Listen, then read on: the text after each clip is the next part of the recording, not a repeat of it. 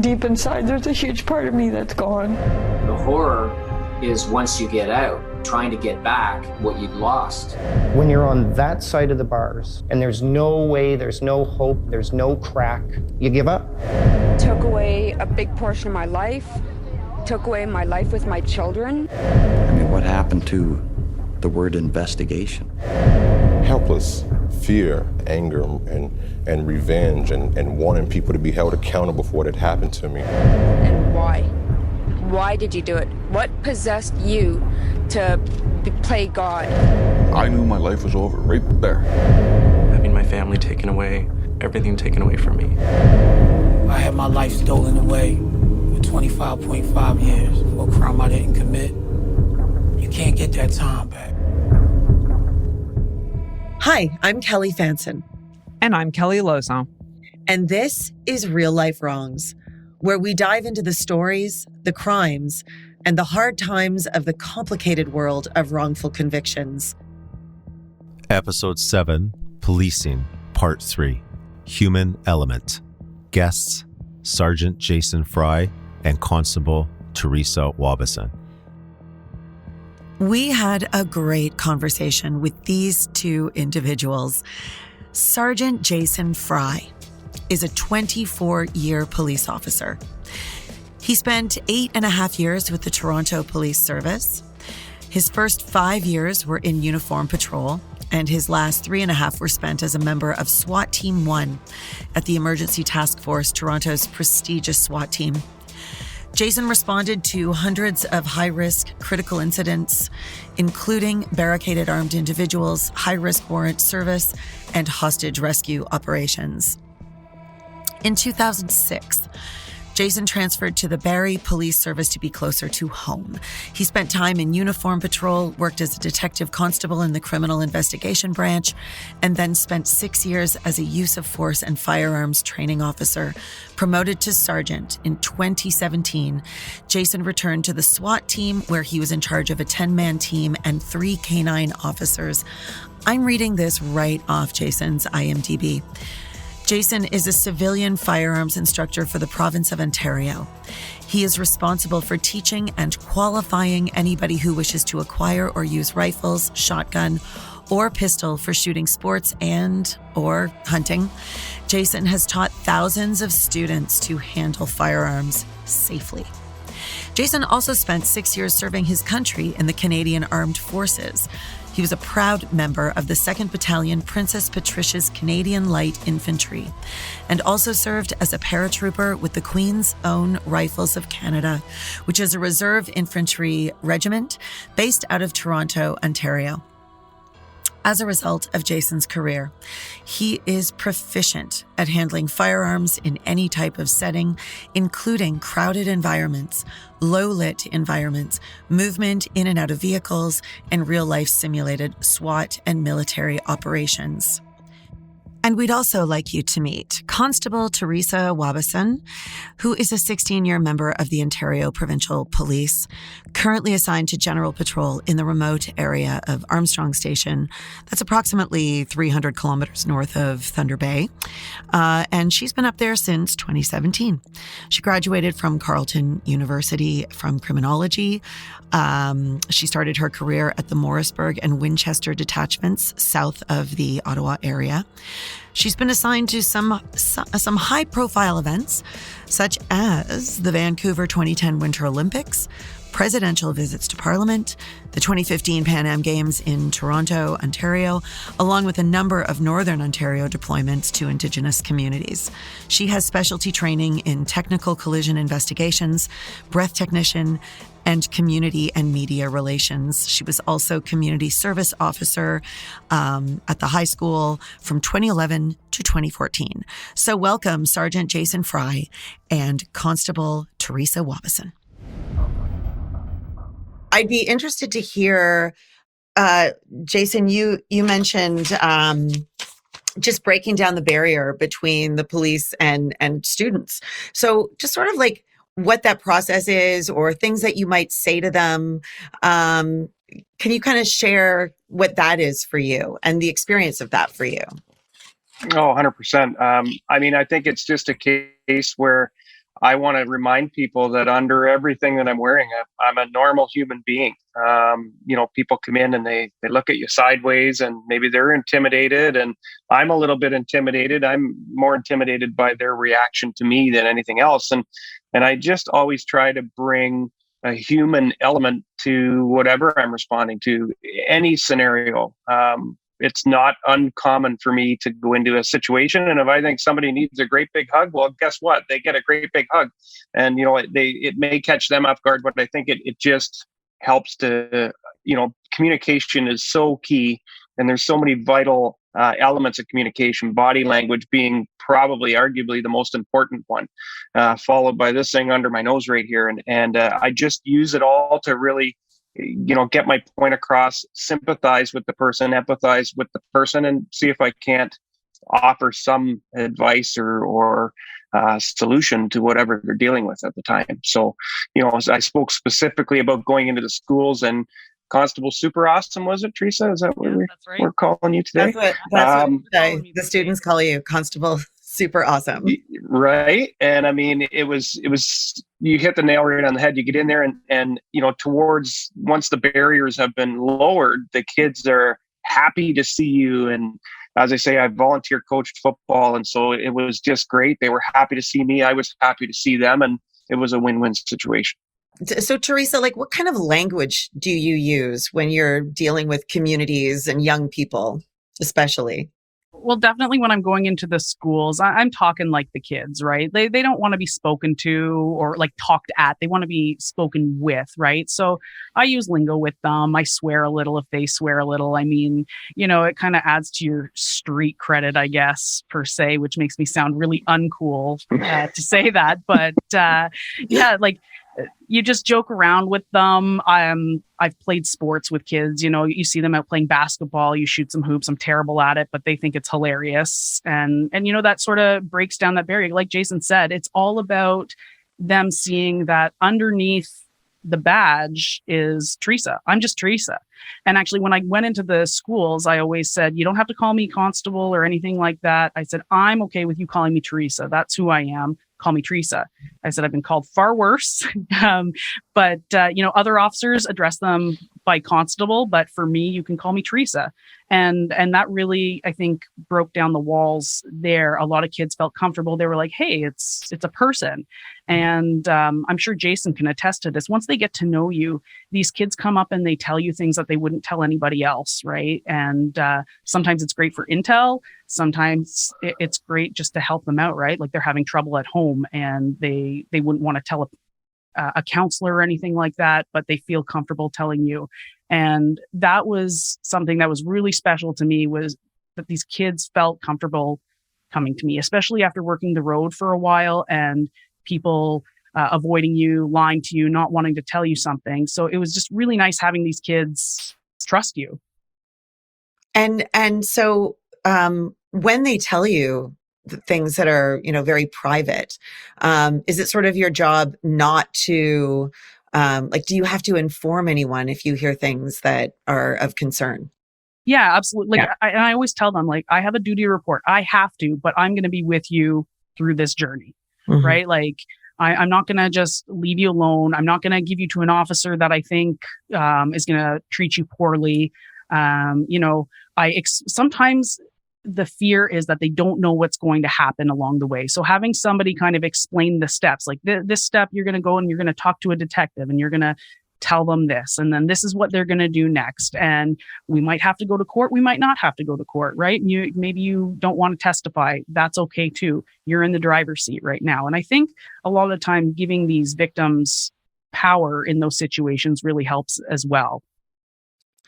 Now, we've talked a lot about the police being first point of contact.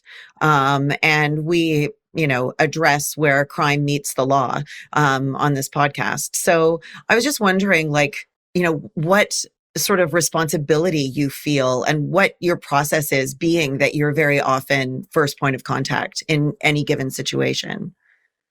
Yeah. So I think when everybody joins the police service, in our interview, everybody's asked, why do you want to be a police officer? And every response, and I'm sure Jason, 100 years ago when you joined the force, 101, actually. Yeah.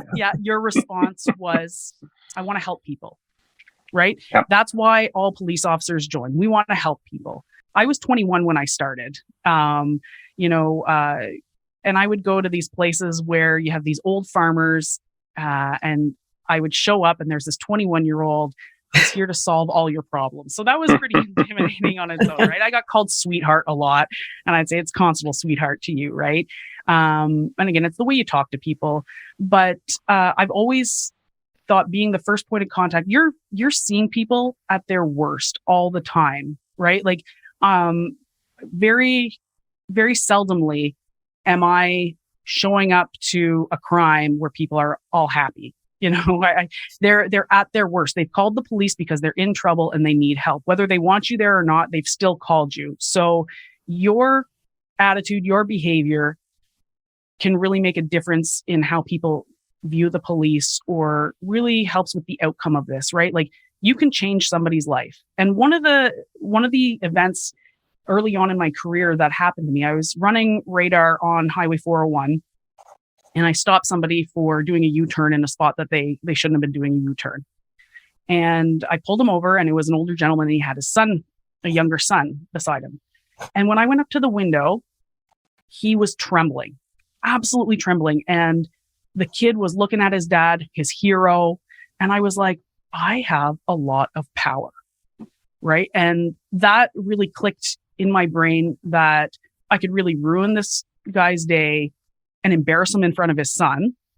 Or I could maybe give him a warning, make him, he still saves face with his son. And, it's a good learning point for his son that maybe not all police officers are bad. But that happened to me in my first year of policing. I'm in my 16th year of policing, and that still pops up in my head that I have the power to change somebody's day, life, whatever, right? So that's something that I don't take lightly, and I don't lose sight of. And I think that makes a big difference when I'm approaching people. Now, this understanding of your own power, is that part of police training? Is that something that you are, sort of exposed to and explained, sort of what to do in a given situation when that feeling probably does occur? Or do you have to figure that out yourself? We certainly try to incorporate it with initial recruit training. I mean, we go through great lengths to put them through the most realistic training possible. Can we get it to what it's going to be like on game day? No, absolutely not. But we can certainly get it close. And so, firstly, we just tell people, we treat everybody with respect. I treat people, I'll treat the garbage man that's at the end of my driveway picking up my trash the exact same way as I would treat my Grandma Frye. And I speak to everybody the same. And I think that goes a long way. And so it's very difficult because when you go into police training, once you leave the training, you're topped up, you're like a coiled spring. You are taught never to lose control of a situation, be it a verbal situation or a physical situation. Your mind is going a million miles an hour when you arrive on a scene. You're constantly assessing and reassessing people's behaviors, the environment. Is it safe to be there? What sort of behavioral characteristics is this person I'm dealing with giving off? Do I need to resort to something else to get the task accomplished? There's 1,000 things going through your mind so quickly, things that, people have forever and a day to critique you on when they see it on YouTube the next day. Or, a court has, 6 ways from Sunday to dissect you and cross-examine you on what you did or did not do. So there is a lot of pressure associated to this job. So just building on what Constable Super Awesome said, you get, so you can get so overwhelmed if you're not careful. People expect that you have a crystal ball and you're going to be able to solve their entire problems. And like Theresa said, she went in there as a 21-year-old kid starting out. I was a little bit older. I was 26, but still you roll on scene and are like, okay, the miracle worker's here and everything's going to be solved. And unfortunately, that isn't often the case.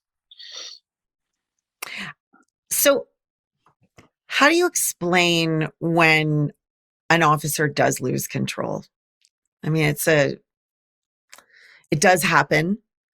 Yeah. How do you explain that? I'm sure it's a frustration being a police officer, knowing that, other police officers are, possibly going to, and how the public looks at that. How do you explain that? Well, it's actually, Theresa, you go first if you like. Yeah. So, I mean, in any career, there's going to be bad apples, right? And I'm sure everybody's heard, don't paint us all with the same paintbrush and stuff like that. And I think Jason knows this too. You go to a party and somebody's always got a cop story that they want to tell you, right? Like, oh, you're a cop. Well, I dealt with this cop and he was a real jerk and da da da da da. And because I know what it's like to be in that situation, like Jason said, you have 30 seconds, if that, to make this big decision. I always revert to, like, I wasn't there. I don't know all of the circumstances. I can't put blame on them. Maybe I would have done something differently. I don't know. I wasn't in that situation. It's really hard because it is such a high pressure, quick decision making. It's very fluid, dynamic, everything. It's so hard to judge another officer. However, you do go, sometimes you go, oh man, that's going to burn some bridges, or that the optics of that do not look good. And then we've got our work cut out for us to try and rebuild that. Mm-hmm. Jason, anything for you? Yeah, totally. I mean, it's Theresa hit the nail right on the head, and just to build on what she said, you see high profile cases that hit the media, and you maybe get a sliver of time presented to the general public, by way of video or whatever the case may be. And you're just like, oh man, here we go again. And it's, as I said, we started this out by saying underneath this police outfit that we wear, we're just normal human beings. We're susceptible to everything that human beings are. And so, I look at, I've been called upon by virtue of being a trainer to look at different scenarios that have played out perhaps for another service and offer a use of force opinion. Was it justified? Wasn't it justified?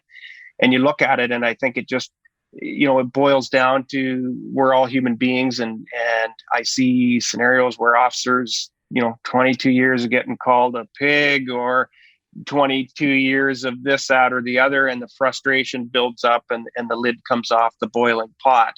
And people can't think outside the bubble enough to realize that even as professionals, you're susceptible to that. And they hold officers to a higher standard, and I respect that, and I totally agree with that. But at the end of the day, we're all susceptible to frustration. And again, if it's cumulative and it's built up over the course of your entire career, sometimes the lid comes off the boiling pot, and it's captured on video for the world to see and the world to critique. And it like Theresa said, it paints us all with the same brush sometimes. And that's what I would have to say about that. Yeah. I'm just looking at your extensive resume. As I said, it's so impressive, your career. Thank you. So what has been for you the greatest challenge? Yeah, I guess for me, it would be, I'm an affectionate person. I like when people can show appreciation and affection. So when I talk about being the high school resource officer, they, at the end of it, they're cheering for you, they're clapping for you when you're introduced at an assembly of kids. They're appreciative of everything you've done for the school. Training new recruits. I've had recruits go through, critical incidents, and they come back and they say, I went right back to what you trained me to do, and thank you so much for that. And so that is all extremely rewarding. I was at a sudden death, 15 years ago, and the family actually gave me a card, and I still have it. And it says, we hope that you'll keep this little card tucked away in your important papers and realize the difference you made and for our family transitioning to send my mother to heaven. And so I still have the card. And so those things mean a lot to me. So to answer your question, the biggest challenge is then fending off the negativity that can come with when you experience the unappreciative side of people. do your job. I pay your salary. You're a pig. Look what they did to George Floyd down in the States. How your cops are killers. And so for that year 25 of it, it kind of takes the wind out of my sails a little bit. But at the end of the day, I just be the consummate professional that I am, and polite and respectful. And that's things that are within my control. And I control what I can control and not what I can't. Yeah. I mean, certainly there's, so many with social media, there's ways for people to communicate the negativity. Theresa, you have worked in Indigenous groups. Sorry, Constable, super awesome. Indigenous communities. Can you sort of speak to, if you don't mind, like some of the, even the racism and things like that occur and how you deal with that? Yeah, I mean, the challenges are different. I mean, given even location wise, right? The places I've worked, some of them are fly-in communities. You can only get there via airplane or ice road in the winter time. So that in itself poses a lot of problems just for the community. You mean just in terms of the isolation? Yeah, the isolation, the resources, cost of living, even activities for youth, right? There's not a whole lot for these kids to do. So it is it's really different compared to, say, living in Ottawa or even some of the rural towns of Ottawa or anything like that. There's, systemically, there's been a long history, especially with the OPP, with regards to issues surrounding First Nations communities. And the whole Ipperwash inquiry is a result of that. And, the OPP recognizes that, yeah, we made a mistake, but let's start to make it better. And we try and follow these recommendations. However, people have a long memory, right? They don't forget that these things happen to them, and they're happy to throw it in your face. And, I've shown up in these communities being a Caucasian police officer, and I just go to knock on a door to arrest somebody, and I get called a racist because I'm there to arrest them. I'm married to a First Nations individual, so that has nothing to do with it, but that's their instinct, right? Like that's what their preconceived notion is, because there's been such a long history of mistreatment with the police and First Nations communities.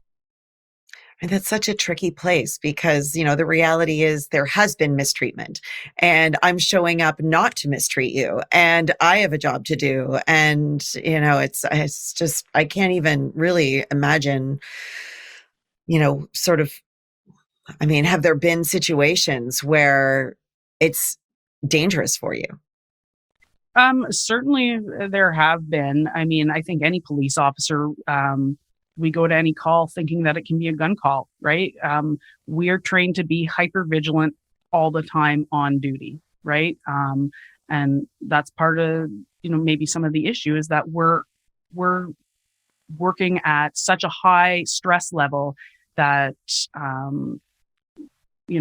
it's hard to maybe come down and talk at a regular level or anything like that. And at the end of a 12-hour shift, after being hyper vigilant all the time, you're exhausted.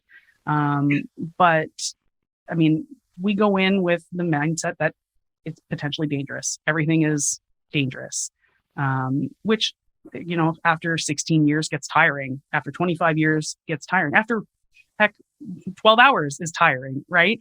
So we get tired, right? Like Jason said, underneath it all, we're still human beings, and we're not going to perform at peak performance all the time.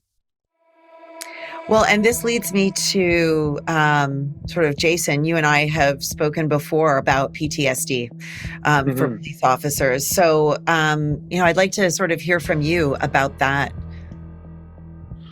Well, I mean, it's obviously a very, very significant problem in this profession. It's one that the government has taken seriously by the presumptive legislation.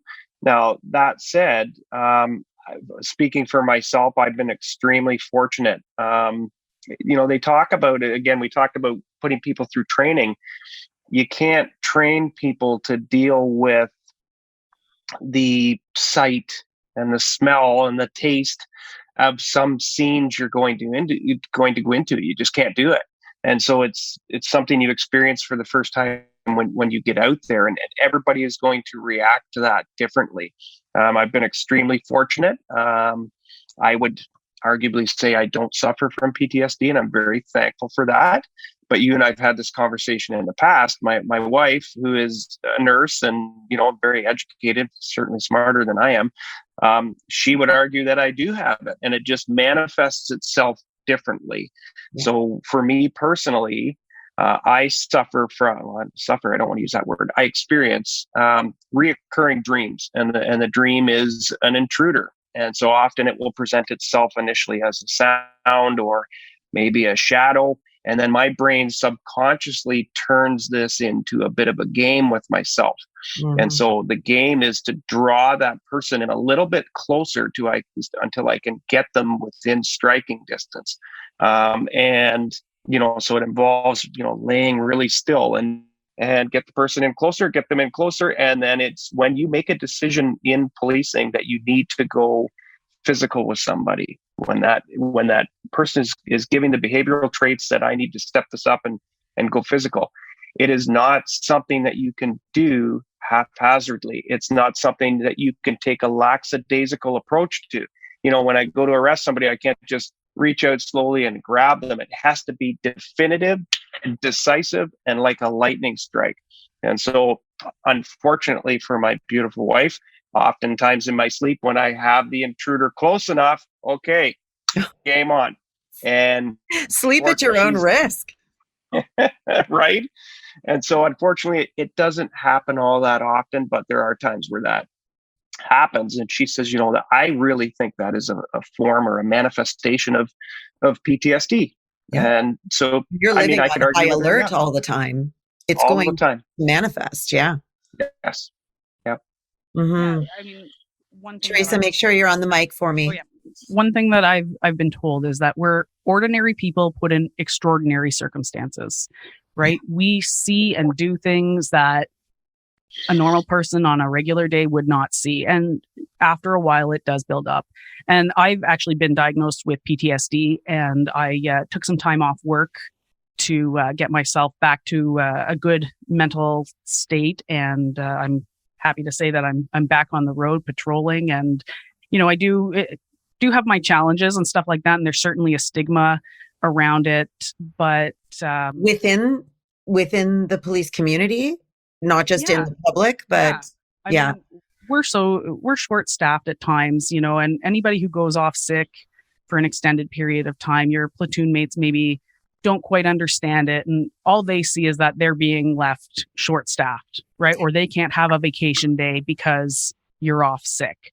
And you look at me and I'm fine, but they don't see the behind the doors, right? Like where the darkness that my mind goes to and stuff like that. Like, and see, what I'm hearing is that it's almost the nature of the job to experience PTSD, which means you're all in it together, which means if anything, it should be a supportive environment of those sorts of things rather than, one that would ostracize or judge. Absolutely. And the environment has been shifting towards that because of the presumptive, like everybody's presumed to have PTSD as first responders, and people are understanding that. And I make a point of talking about it to my coworkers so that they know that if they do have something, they know that Theresa's already gone through this. She's not going to judge me about this or anything like that. But part of, whether I have PTSD or not, I think every police officer, we're trained to expect the worst and hope for the best. So I go to a call and I'm expecting to find dead people. And if I don't find dead people, that's a good day, right? As sad as that sounds. But in my personal life, you don't really want to always be expecting the worst and hoping for the best. Like, for example, is it difficult to separate that? Yeah, it can be. Like, I go skidooing with my husband, and I'm a much slower skidooer than he is. And he and his buddies go ahead and they rip around this and that. And if after a few minutes they haven't circled back to come meet up with me again, my mind goes to, they're dead. I'm going to come up to I'm going to go follow their trail and I'm going to find them dead underneath their skidoo. Yeah. Right. But then they come back and then I'm fine. But what ordinary person who hasn't seen part of my job before was collision reconstruction. So my specialty was going to collision scenes. So to me, it became normal that every time I go to a collision, somebody's going to be dead. Yeah. So for me, for an ordinary person, they don't go to a collision and see somebody dead. Maybe there's a little fender bender or something like that. But ordinary people don't just assume that somebody's going to be dead all the time. So it does creep into your personal life in that aspect.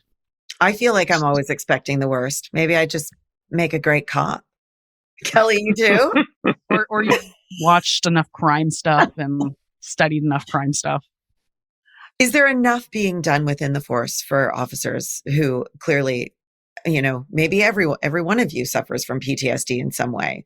I think that, like I mentioned, the government has taken a serious approach to it, but I'll speak for the service that I work for. And I think Theresa would agree that our service has taken big steps to put in place, a peer support group. And we always have critical incident debriefs and buddy checks and all the rest of it. So, I mean, the service is definitely doing what they need to do and what they can do. But like Theresa said, the difficulty becomes not having it bleed over into your personal life. I just want to top up exactly what she was talking about. It's not normal to go on scene of a fatality where you're picking up pieces of people's anatomy that is no longer attached to them, and then go home and have dinner with your family and go, "Oh, how was your day at work today, sweetheart?" Well, guess what? Chicken. Right? Pass the chicken. It's during the COVID stuff, I went back to the road as a road hook out there, and I had no less than 6 sudden death calls over a 2-day period, like 3 a day. It was just ridiculous. And so you try to come home and function as a normal human being after that. And so for some people, it can be extremely difficult. But as I say, our service, I think, has taken a very serious approach to peer support and wellness. We have a designated wellness coordinator. And that person's job is to ensure that we promote wellness amongst our people. And communication is key. We have to be able to off-gas this stuff. And coppers are great. We support each other. A lot of times it's done through humor. There's the term cop humor. You can share cop humor with cop humor, but your civilian friends would probably look at you like, "Oh my God, what are you talking about?" Yeah. But that's just our way of processing this stuff. And as I say, it's not always sight. It can be smell, it can taste, all of it. You have to be able to process it. So difficult. Yeah.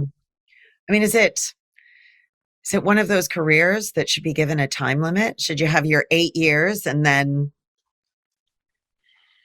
Arguably.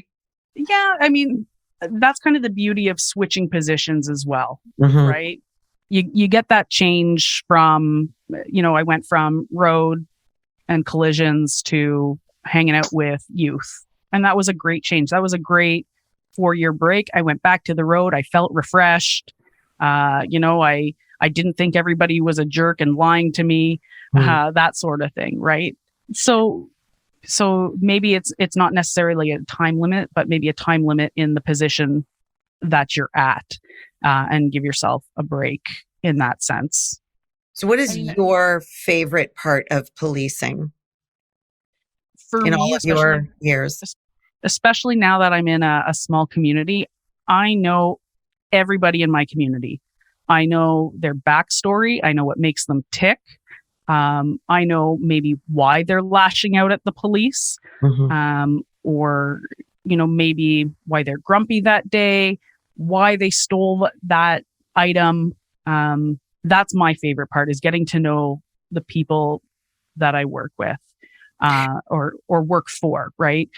It's harder in a bigger city, of course, right? Like everybody's transient and, millions of people, and you maybe see them once in your lifetime. But again, it's all about that, treating them with respect and making a positive impact on them. And Jason, for you?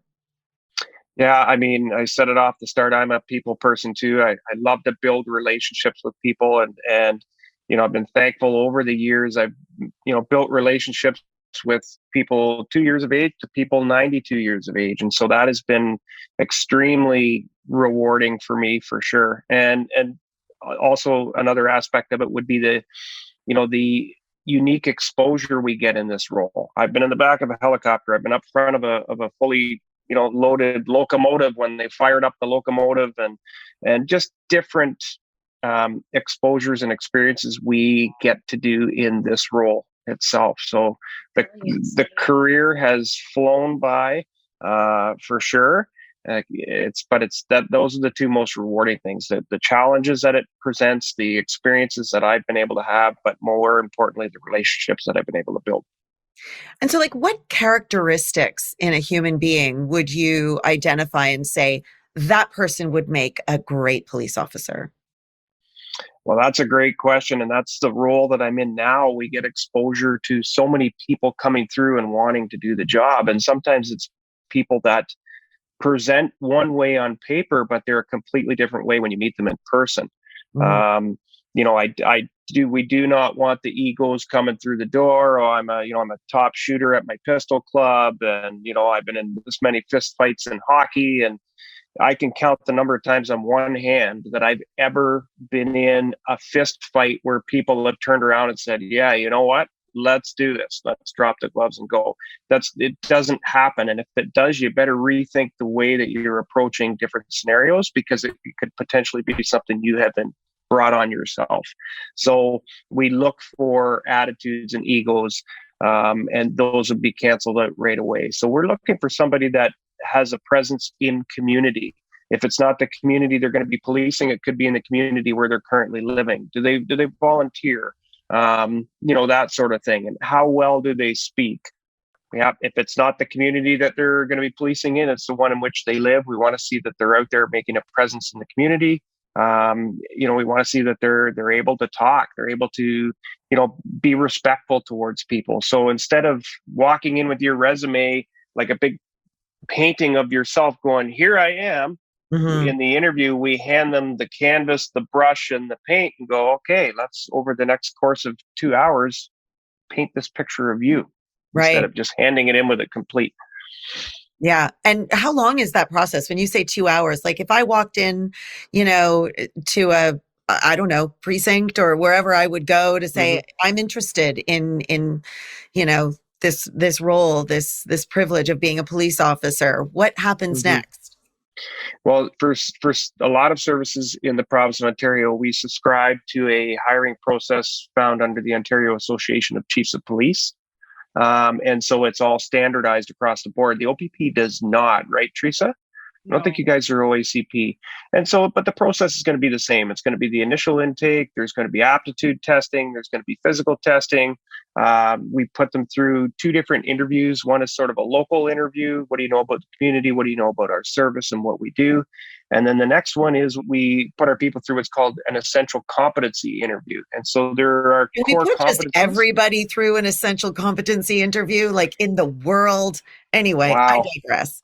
Yeah, right. So there's core competencies we think police officers need to possess. And, we get them to sort of relate a life experience where they demonstrated this core competency. And we want to hear their ability to articulate their answer. And then, from there, they just go on this big ranking system. And we really, really take our time and put a lot of due diligence into picking the right people, because you're signing them up for a 30-year commitment, Right. And can you speak to just diversity and hiring female cops? Like I remember it was probably 20 years ago where there was a big push for, just to fill in the gaps and to equalize. So how is that working? Well, and is it still a focus? It is. I can be honest with you. It's a little bit frustrating, and frustrating in the aspect that we're not able to meet the commitments that perhaps senior management would like us to be able to meet. And at the end of the day, there's a couple of different ways we can answer this question. So we can only deal with the applications that come through the door. So if we're not getting female applicants, if we're not getting applicants from members of different backgrounds and cultures, we can't hire them. Yeah. So how do we promote getting the applications in the first place? Well, we do it through outreach. So my partner right now and I in Human Resources, we will go to Georgian College and we will speak to different student groups to say, hey, these are the opportunities that we have available. And so we will do our best to get the message out there that we're hiring. And again, once we've done that, we've sort of done our part, as much outreach as we can. If the applications come in, great. If they don't, let's get back to doing some more outreach to try to drum up the applications. So, are the majority of applications coming from young white men? No, Okay. I wouldn't. I definitely would say that thankfully, that is not the case for us. We are seeing, sort of a broad spectrum of applicants that put their applications in.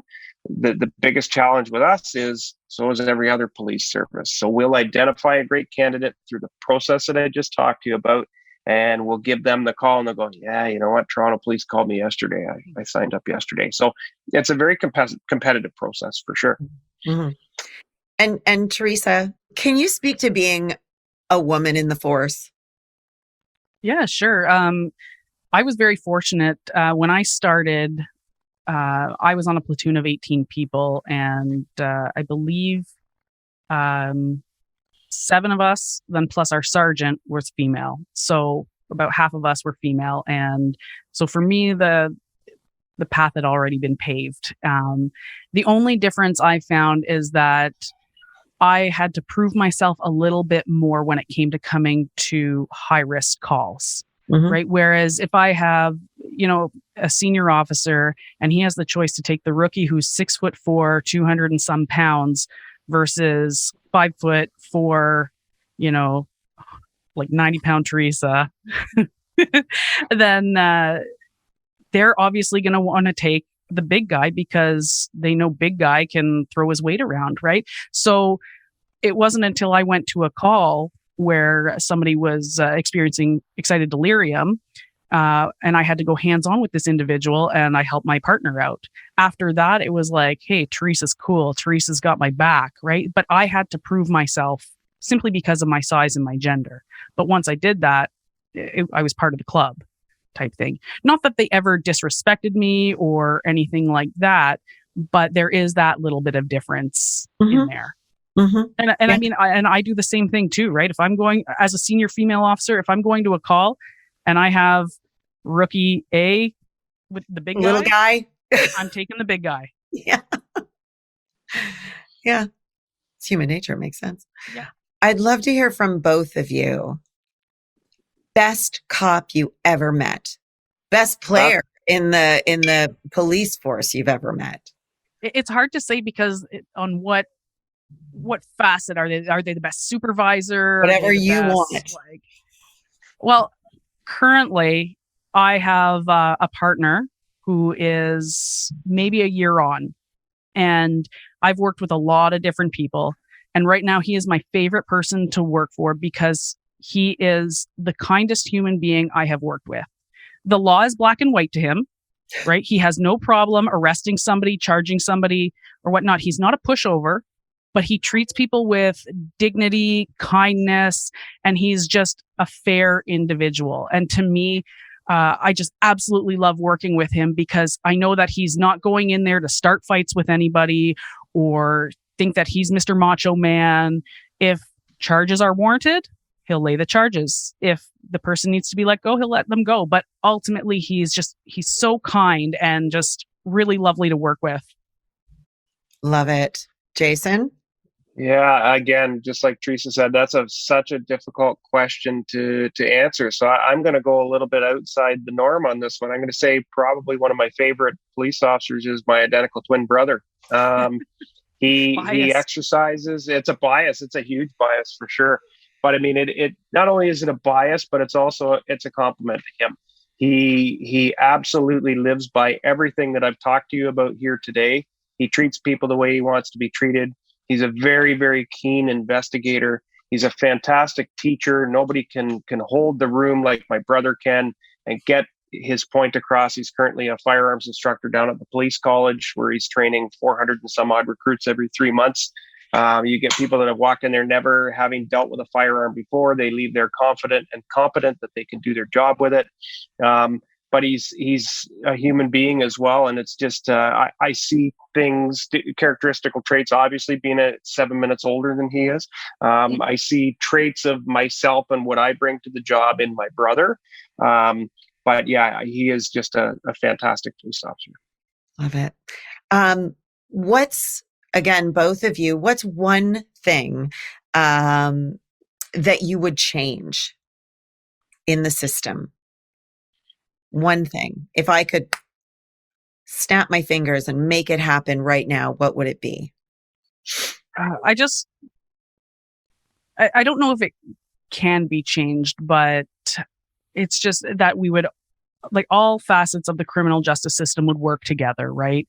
For me as a police officer, I'm frontline. I'm dealing with these victims. I'm interviewing them. I'm seeing how upset they are. And yeah, I would want justice for them. But sometimes, you go through the court system and, an impaired driver crashed and killed somebody's family. But then there's case law and these loopholes and the driver doesn't get charged. It's so upsetting. No, I don't think anybody but police officers are as upset with the criminal justice system as we are, because we do put work into things and we're trying to help these victims, and then it falls through at the next level or whatnot. So I don't know how it could be fixed, but it would be nice if it could be. You just have to say it. I'm just going to snap my fingers and pretend we can make that happen. Yeah. Great. Jason, how about for you? What's one thing? Yeah. Again, just building on what Theresa said, it would be sort of along the same thing. I could open up a can of worms with this answer, but it would be firearms related offenses and the penalties for them. Look at how the run that the government has taken on licensed firearms owners. They've considered a handgun ban in the city of Toronto. And in my respectful opinion, this is not dealing with the problem where the problem lies. And the problem lies with firearms related offenses and the relatively lackadaisical approach that the criminal justice system takes towards penalizing these people. It should be, if you're caught using a firearm in the commission of an offense, they should be held accountable. And, the government, taking a run at licensed legal firearms owners and trying to put handgun bans on in different areas, in my respectful opinion, it's trying to tell the people what you think they want to hear, as opposed to dealing with the root of the problem. We need to get serious about penalties that are handed out to people that use firearms in the commission of an offense, whether they're a licensed firearms owner or not. I'm going to tell you, in 25 years of policing, more often than not, they are not licensed firearms owners. So I think it should be a case where the criminal justice system goes, if you use a firearm in the commission of a criminal offense and you're found guilty in doing so by a trier of fact, you're gone. 20 years, no double time, no nothing, you're gone. And that's what I think needs to change. And it's extremely, extremely frustrating. Yeah. Me as a police officer, I'm not going to go in and change the whole community. You need participation from the community members and other stakeholders to help make everything better. But you have to identify what that problem is in the first place. Theresa's my sister. So I know her experience. I know her credentials. I know what she does. But it was really interesting to hear from another officer who has 25 years experience and his resume is, miles long, and he's done everything. And, and Theresa's not a new officer. She's been on the force for several years, just not 25. And yet they have very similar experiences and similar take-home messages and similar perspectives, I guess. The feels are the same. They really are. And they are patrolling in very different jurisdictions, right? Mm-hmm. Because Jason's in Barrie area, yes. I think. Yeah. And Theresa now, she started like rural Ottawa area. And now she's up in Thunder Bay. So, very not GTA area. Right. And yet their sentiments echoed each other, especially when they're talking about young offenders and, diversion programs and what we can do and how they try to work with the community. And I think this is really important because a lot of us, especially in today's social climate, we're quick to jump on the police and criticize the police. And I think it's really important to hear that they're, the ones who are out there and taking their jobs seriously and wearing the badge with honor, they're trying to partner with their communities. But we do need to see that human side because what that tells us is that it's not, they're not robots. And also that mistakes are going to happen. And we have to understand that about our system. And I think the one thing that Theresa said when we were talking with them, and it has really stuck with me, and I've actually quoted her a few times in my classes now, is that when they're when they're going through training and they're told you are ordinary people being asked to do extraordinary things, and you're ordinary people being put in extraordinary situations. And, that really gave me a new perspective because it's true. I mean, I know Theresa. She is, no really offense. Ordinary. No, I was going to say, no offense. I love you so much. My favorite middle sister. But no, I was going to say she's super awesome. But I thought the funnier thing to say would be no, but I totally was going to say. So I hope I didn't kill that moment there. No, I was going to say she is super ordinary. She's the middle sister. She's, there's 5 siblings in our family and she's the third, and she always calls herself the middle finger of the family, and she is the quintessential middle child. She is, the peacekeeper and the happy-go-lucky one, and she doesn't try to ruffle feathers, and she's an ordinary person, and then she puts on this uniform and now she's being super tasked awesome with doing these extraordinary things. There is a real eye and attention to the behavior and conduct of the police now more than ever. Maybe I'll say, I hate that expression, but now more than ever. I think it's true though. Yeah. But, we have to balance that with understanding that these are human beings who are in it for the right reasons. And there is corruption everywhere, not just in the police force. I mean, everywhere. Yeah.